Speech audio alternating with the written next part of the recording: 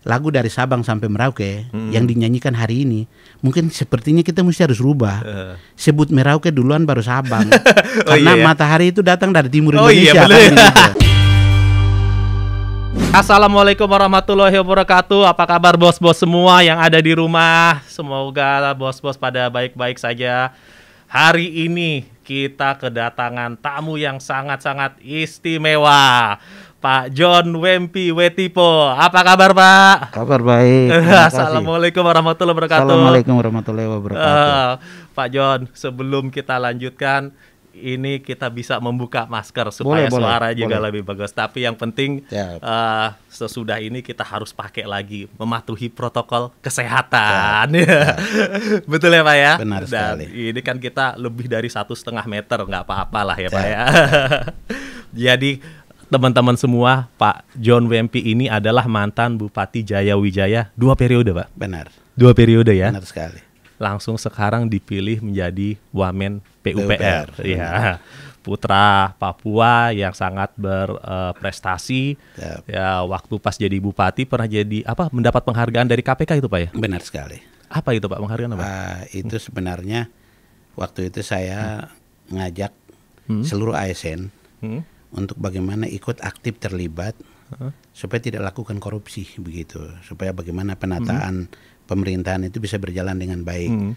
Lalu kemudian dinilai oleh KPK, kemudian kita termasuk dengan pengisian LKPN waktu itu baru diperkenalkan, kemudian dari seluruh kabupaten kota di Indonesia kita yang mendapatkan predikat karena semua bisa patuh untuk melaporkan harta kekayaannya dari seluruh kabupaten, khususnya ASN yang ada di bawah saya. Jayawijaya ya. Benar sekali. Benar sekali. Selamat Pak. Ya, gitu.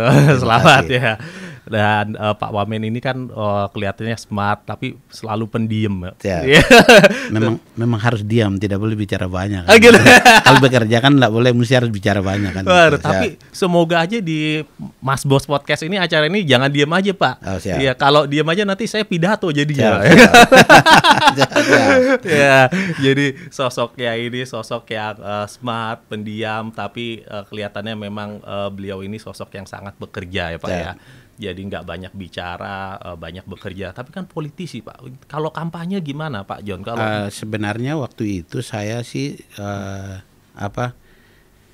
backgroundnya saya itu di ASN waktu itu. Saya sebenarnya tidak ada niat untuk jadi ASN karena ASN itu kan banyak orang bilang, bukan saya yang ngomong ya, banyak orang bilang bahwa kalau kerja di ASN itu gali lubang tutup lubang. Oh gitu.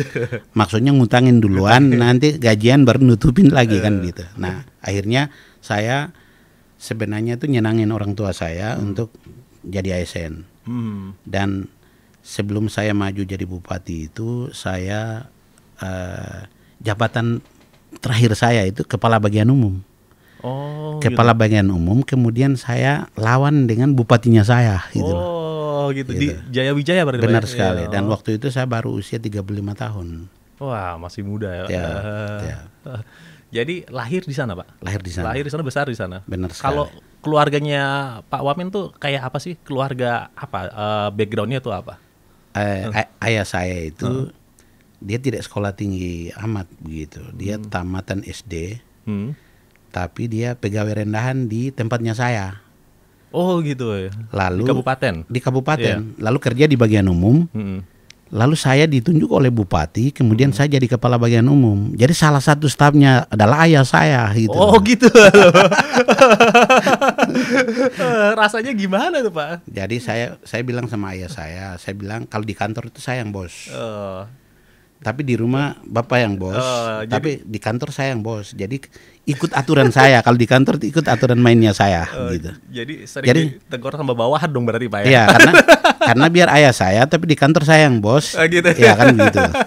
Tapi kalau di rumah itu gantian ya, setelah jam 5 sore gitu Pak ya.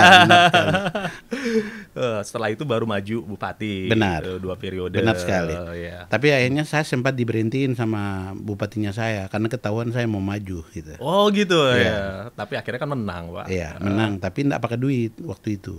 Jadi saya dengan bermodalkan uang 300 juta waktu itu di tahun 2008 bisa jadi bupati. Jadi memang Gimana caranya itu? Orang susah sebenarnya orang susah juga bisa jadi pemimpin gitu loh. Hanya kembali ke niat dan kita mesti harus ikhlas gitu. Iya. Kalau tidak begitu tidak bisa. Gitu. Jadi dari maaf keluarga yang biasa-biasa aja, Benar sekali, jadi benar. bupati, Benar. lalu sekarang jadi wamen. Iya, jadi di tahun 2008 itu pakai uang 300 juta saya jadi bupati. Kalau sekarang 300 juta kita buat baju kostum saja sudah tidak cukup. Ya kan? Tapi waktu itu saya pakai uang 300 saya bisa jadi bupati. Kemudian kita ada 6 calon. Waktu itu saya dapat 46%. 6 calon? 6 calon 46% suaranya. Kemudian periode yang kedua 96%. Waduh, ya. 96%. Benar sekali. Itu salah satu yang tertinggi mungkin Pak ya. Untuk saya tidak tahu, tapi waktu di tahun 2013 itu saya menang dengan 96%. Jadi 4% itu sebenarnya nyaris tidak ada karena ada satu calon tapi cuma dapat 4%. Iya. Iya. Nah terus gimana Pak rasanya waktu kok bisa jadi wamen tuh gimana Pak ceritanya? Sebenarnya saya tidak ada pikiran karena pikirannya saya dalam pertarungan politik di tahun 2018 kan saya maju di Gubernur Papua. Kemudian saya kalah dengan incumbent yang sekarang. Ya, Pak Lukas. Gitu. Bisa jadi, kalah Pak? Kalah karena mungkin saya tidak punya duit kali ya. Oh gitu. Gitu. Jadi artinya waktu Pak Lukas dengan wakilnya sama-sama maju di periode yang kedua. Jadi kalau saya cuman hanya bupati terus lawan gubernur dengan wakil gubernur incumbent kan pasti nyaris kalah kan begitu. Tapi ya saya sebenarnya itu kan bagian dari uji nyali gitu. Ya. Jadi yang penting fighting spiritnya itu harus ada gitu. Jadi bukan soal menang atau kalah. Tapi ini soal soal nyali sih sebenarnya, uji nyali ya. Gitu. Yang penting coba dulu lah gitu. Ya, jadi kalau bicara politik, sebenarnya tuh politik itu bukan soal untung rugi. Kalau orang bertarung di politik itu sebenarnya tidak ada katakan bahwa asal bertarung terus hitung-hitungannya nanti saya akan bikin itu tidak bisa. Gitu. Karena politik itu susah untuk dibaca karena setiap saat itu bisa berubah gitu. Tapi akhirnya saya kalah juga. Gitu ya. Ya.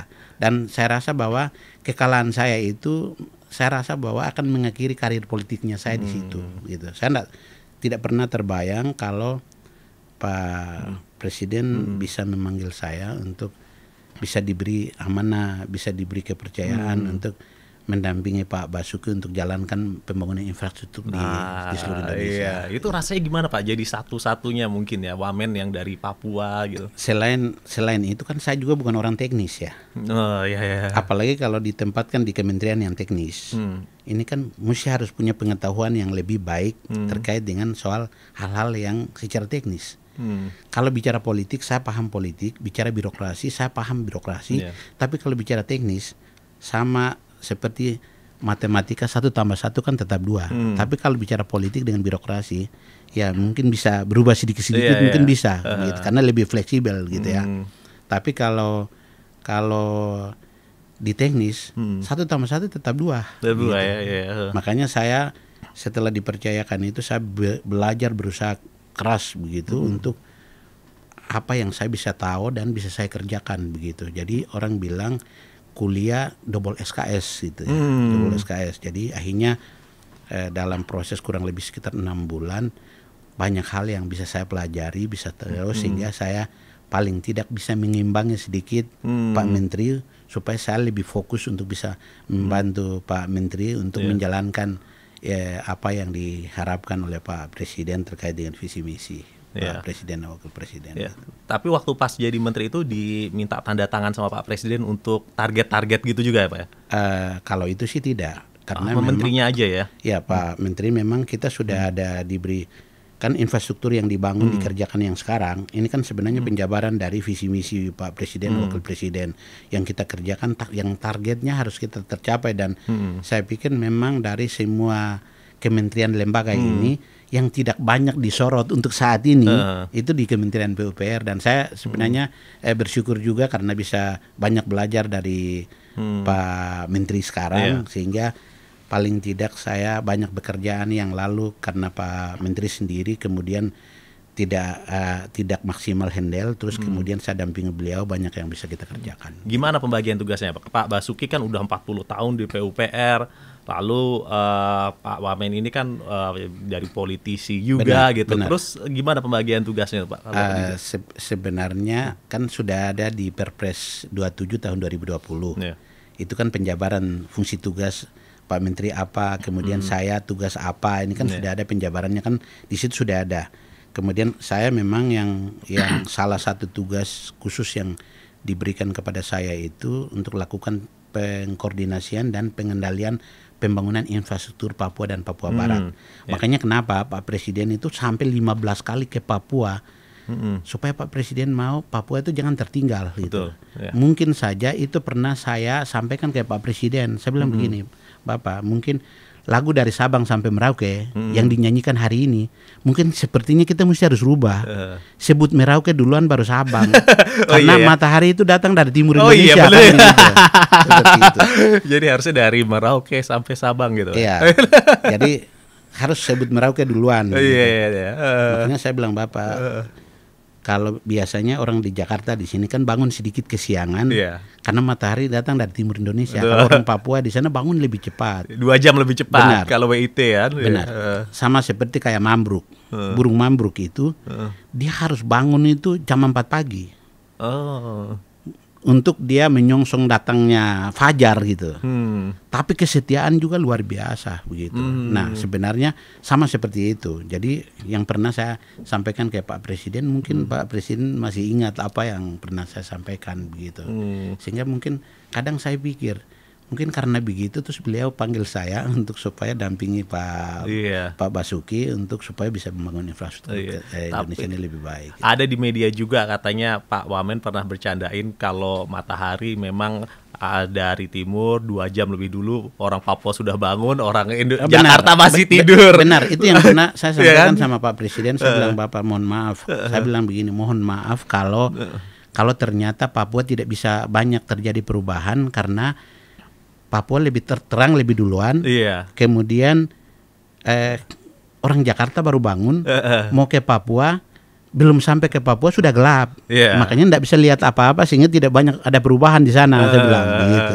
Jadi saya bilang mungkin lebih fokus. Jadi pikirannya saya, mungkin karena saya pernah sampaikan ke Pak Presiden itu yang beliau kasih kesempatan buat saya jadi wamen supaya bisa lebih melihat pembangunan infrastruktur di wilayah timur Indonesia, lebih khusus di Papua gitu. Tapi kalau saya nggak salah baca nih Pak, di media tuh ditulis bahwasanya ada salah satu tugas dari Pak Jokowi itu untuk menjaga keamanan di Papua dan Papua Barat. Benar sekali. Kepada Pak John. Benar sekali. Ini wamen PUPR kok bisa jadi menjaga keamanan gimana Pak? Ya, saya sebenarnya itu tugas berat bagi saya sih sebenarnya. Tapi saya pikir kalau bicara soal keamanan kan bagaimana cara untuk kita mengkomunikasikan gitu. Karena memang hobi saya itu biasa di laut. Jadi saya suka diving. Oh, suka diving? Suka diving. Sering ke Raja Ampat berarti Pak ya? Kalau Raja Ampat itu memang sering. Itu dulu. Karena sekarang jadi wamen terlalu sibuk. Jadi saya kadang kalau sudah sampai dalam air, itu kan saya berpikir bahwa kita bisa menyesuaikan alam bawah laut, itu kok bisa begitu. Kemudian kita berhadapan dengan binatang yang katakanlah kita sering nonton di film, terus kemudian sesuatu yang kayak mengerikan, ikan hiu segala macam. Tapi saya bilang kok di bawah laut bisa kita taklukan begitu. Tapi kok di darat kita interaksi dengan manusia, bisa berdialog, bisa berkomunikasi. Kenapa kita hidup dalam damai gitu? Nah, saya pikir kalau ketika kita komunikasikan yang sudah kita di sana, sebenarnya itu bisa. Bagaimana membangun harmoni kebersamaan ini supaya ke depan lebih baik begitu. Nah, ini yang sebenarnya sambil kita bangun infrastruktur, tapi juga kita datangin, kita komunikasikan bahwa ini wujud perhatian negara, wujud perhatian Bapak Presiden untuk supaya infrastruktur bisa dibangun, supaya Papua itu lebih baik, sama seperti dengan daerah-daerah yang lain. Nah, kalau infrastruktur itu Trans Papua kan dari Sorong sampai Merauke, Pak ya? Benar sampai sekali. Itu 4.235 mungkin ya. Benar. Kalau dari Papua Barat sama Papua itu sudah jadi berapa persen sekarang, Pak?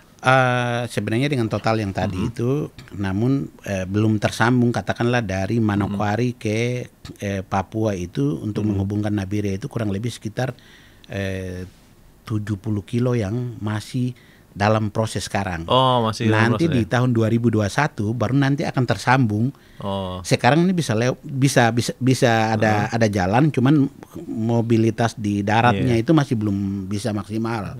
Makanya kita harapkan untuk di tahun 2021 ini bisa tuntas tersambung sehingga jalan Trans Papua ini bisa tersambung semua. Jadi begitu. targetnya 2021 Pak? 2021-22. Jadi RPJMN itu sudah masuk untuk proses pembangunan di infrastruktur di Papua, apalagi konektivitas jalan ini semua harus tersambung di tahun 2024 itu semua tuntas. Iya. Saya masih ingat Pak waktu 2017 kalau nggak salah itu waktu masih tersambung 3.000-an kilometer, saya dampingi Pak Jokowi ke Wamena yang beliau naik motor trail itu. Benar itu kan sekali. ke Jayapura, Pak ya? Saya waktu itu masih saya yang Bupati bupati. ya? Iya. Makanya saya juga bawa motor trail. Ya, saya ada di situ Pak. Itu benar. di Wamena Mumugu kalau nggak salah, deket Tiom misalnya. Mungkin waktu itu tidak terlalu dekat seperti yang sekarang. Aduh, gitu, bukan, saya nggak enak ada bupati kan pejabat besar, jadi saya di belakang aja, aduh jauh-jauh lah. Sebenarnya tidak juga. Kita ini kan pelayan masyarakat. Gitu ya. Tapi emang bener loh, itu mungkin teman-teman yang di rumah harus tahu, di Wamena itu sebenarnya udaranya enak, bersih ya kan Pak? Iya.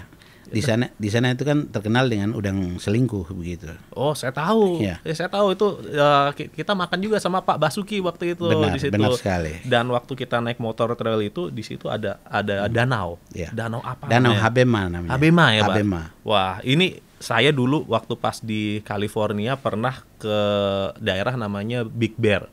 Wah, itu mirip banget Pak. Iya. Danaunya, terus udaranya sejuk ya kan. Sejuk sekali Terus di sana. ya masih bersih kan. Saya pikir wah ini bagus sekali kalau memang Trans Papua jadi orang-orang ke sana masukin wifi udah resort semua. Orang-orang nggak usah jauh-jauh ke California, langsung ke Wamena udah sama saja. Makanya di sana kan orang bilang udang selingkuh begitu. Oh gitu. Katanya tuh kepiting sama udang selingkuh hasilnya kayak gitu. Hasilnya gitu ya. Makanya kenapa harus ada nama Wamena begitu. Oh, Wamena itu singkatan dari wajib menahan nafsu begitu. Aduh, ini Pak Wamen ini kalau di luar pendiam, tapi kalau udah di Mas Bos Podcast langsung bisa ngelawak Pak. Aduh, seneng banget saya Pak. Pak, tapi ini udah hampir setahun menjadi Wamen. Apa ngapain aja Pak? Apa yang dikerjakan selama setahun terakhir? Saya memang kebanyakan di lapangan karena salah satu tugas utama saya adalah bagaimana turun di lapangan karena salah satu tugas itu penanggulangan bencana khususnya dari Kementerian PUPR itu satu tugas utamanya saya sehingga terjadi bencana di mana-mana itu harus ada di lapangan gitu. Jadi saya memang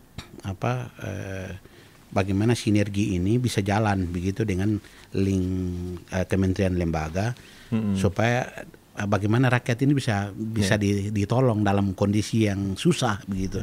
Makanya kalau sedikit-sedikit kita ada di Manado, di Gorontalo, di Sulawesi Tenggara, di Maluku, di Aceh, ya saya pikir memang banyak tempat yang kita datangi. Akhirnya kita bisa tahu karakter masyarakatnya, kemudian bagaimana cara kita komunikasi, terus bagaimana cara kita nolong. Nah ini yang saya banyak lihat.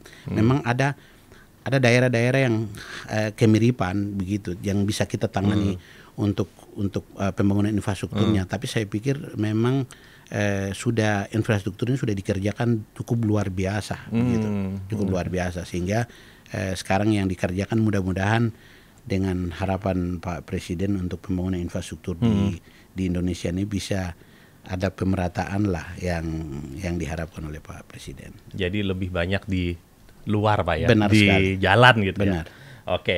Jadi tidurnya juga penting-penting saja begitu. Tidur.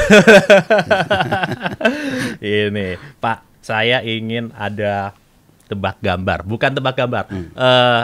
Saya mau kasih gambar, tapi nanti Pak John kalau boleh kasih satu kata aja yang mendeskripsikan gambar ini. Satu kata. Gambar pertama. Pahlawan. Oke. Nah, gambar kedua satu kata. Natalis.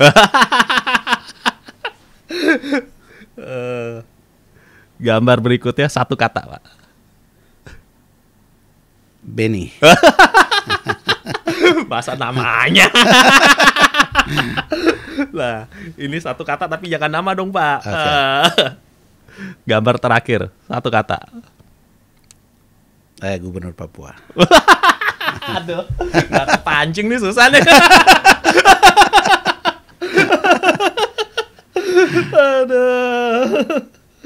Aduh gawat lah, nggak seru nih.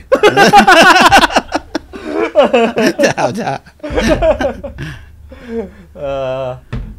Oke Pak, kita lanjut sedikit lagi nih. Kalau menurut Pak Wamen mengenai dana otsus gimana Pak? Bagi saya sebenarnya kebijakan negara itu sudah luar biasa bagi Papua.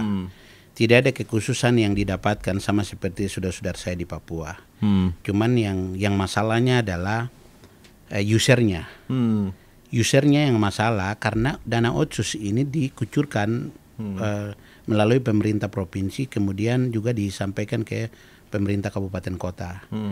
Cuman usernya yang sepertinya tidak terlalu transparan, terbuka kepada rakyat, sehingga kenapa hari ini ribut, karena memang ada sesuatu yang menurut saya salah, yang perlu kita luruskan bersama gitu. Dan ini saya pikir momen untuk evaluasi buat kita ke depan, supaya dana otsus yang diberikan oleh negara, diberi perhatian yang luar biasa dan juga istimewa oleh negara ini, bisa digunakan, dimanfaatkan untuk kesejahteraan masyarakat yang ada di Papua gitu. Jadi saya harap memang ini kesempatan waktu yang terbaik.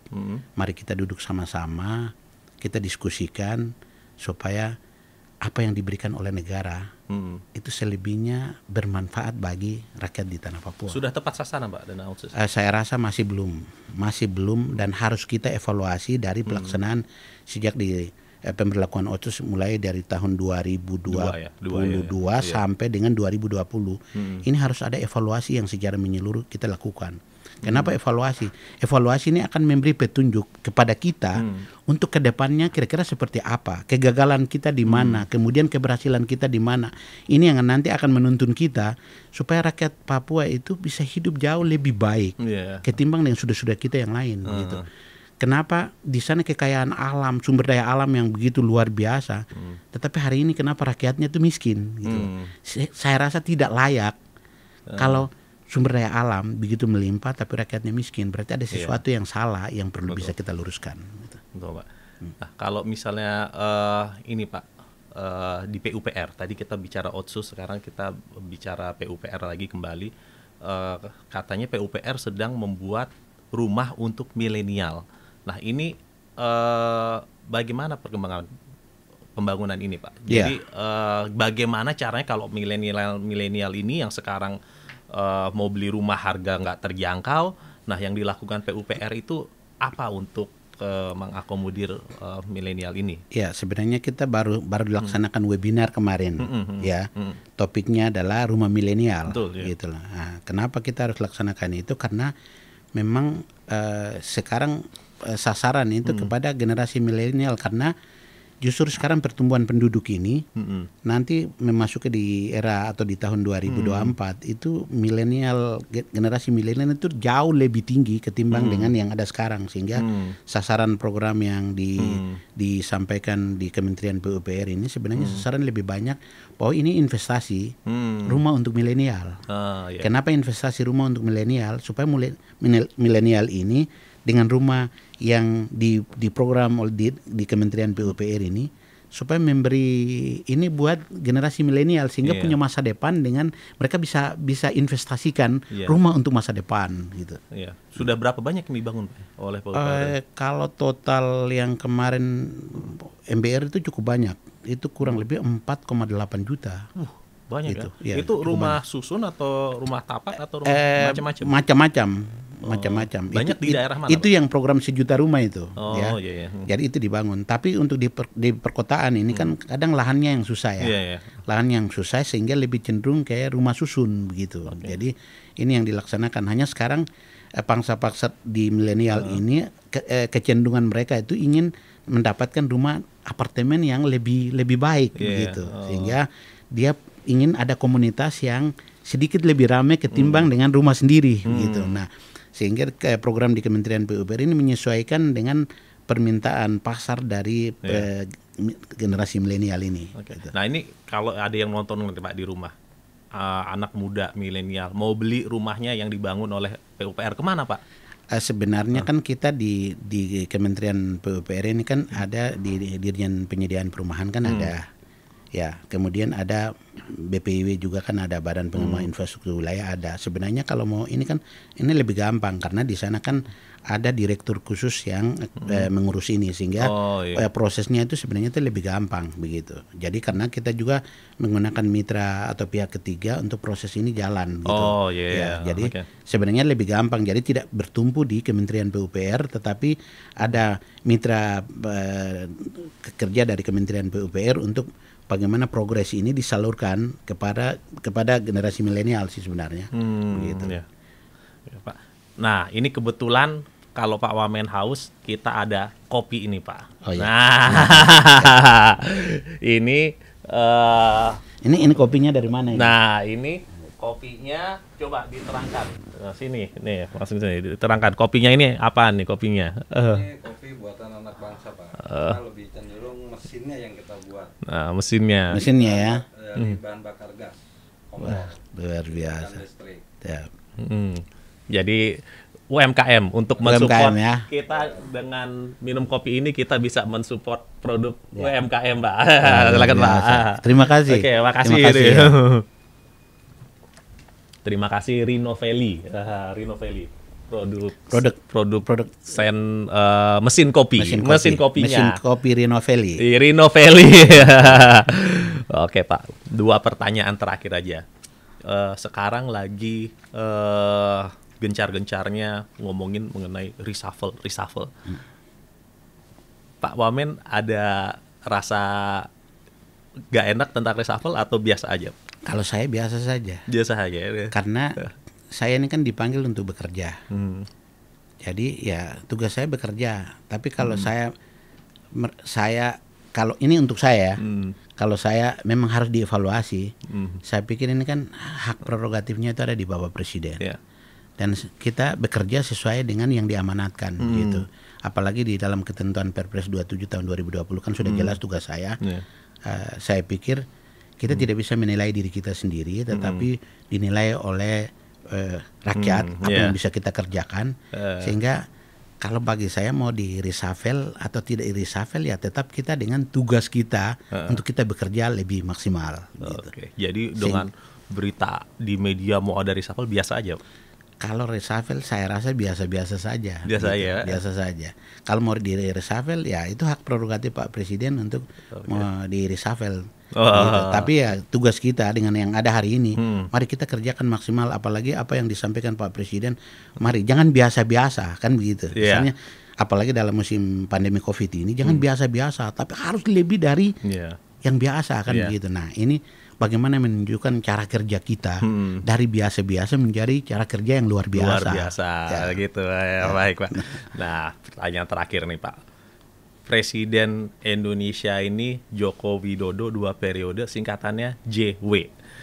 2024 mungkin nggak JW lagi jadi presiden? Mungkin John W. Tipo?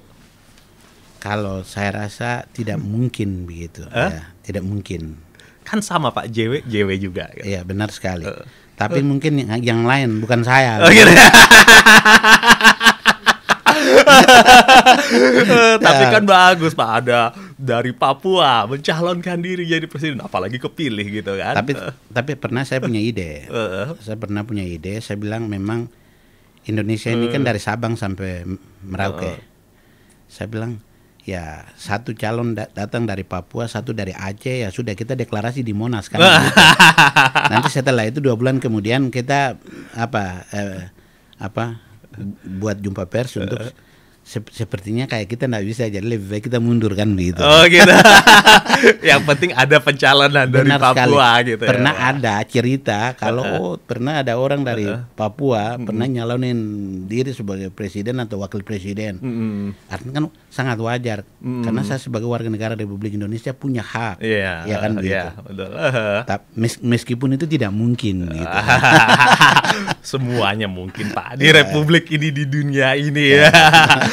Tetapi saya doakan Pak John sehat-sehat terus. Amin, Ya, amin. terima kasih sudah Amin. hadir di sini Pak. Terima kasih. Mungkin ada kata-kata terakhir dari Pak John.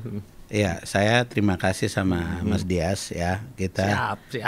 Kita tidak terlalu lama ketemu ya. Tapi saya pikir Mas Dias sebagai pimpinan partai politik, ini sudah waktunya, sudah saatnya generasi milenial untuk menentukan masa depan bangsa dan negara ini. Mari kita satukan ya barisan ini dengan generasi milenial yang lain untuk menentukan arah kebijakan bangsa ini ke depan, karena saya pikir ke depan ini generasi milenial yang akan menentukan negara ini gitu. Jadi saya kira Mas Dias punya kesempatan yang cukup besar ke depan, apalagi sekarang kan membantu Pak Presiden ya memberi input masukan terkait dengan situasi kondisi bangsa dan negara. Berharap bisa mendapatkan ilmu yang lebih banyak supaya ke depan menjadi pemimpin bangsa. Amin, gitu. Alhamdulillah. Tapi kalau Pak John nanti maju presiden, saya pilih Pak. Siap. Oke, terima kasih. Tapi kasih. saya mau nahan Pak John dulu sebelum pulang. Coba Siap. ambil gitar sini. Siap. Siap. Nyanyi ya Pak John. Siap. Nyanyi bareng-bareng lah. Ya, Mau nyanyi apa ya? Saya- Kita ikut. Saya ada lagu nih. Tapi harus Pak John yang nyanyi, kalau enggak seru ini. Siap. Gitu. Siap. Tunggu dulu. Bentar. Ini.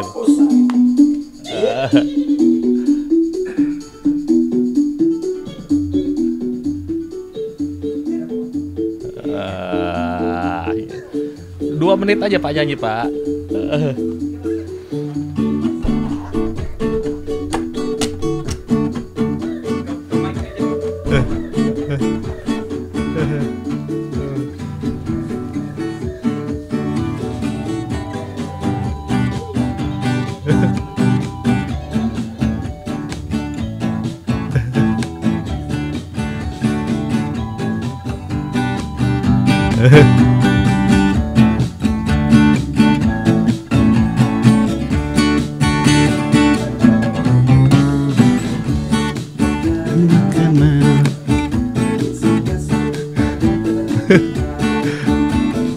Suaranya gak keluar Pak.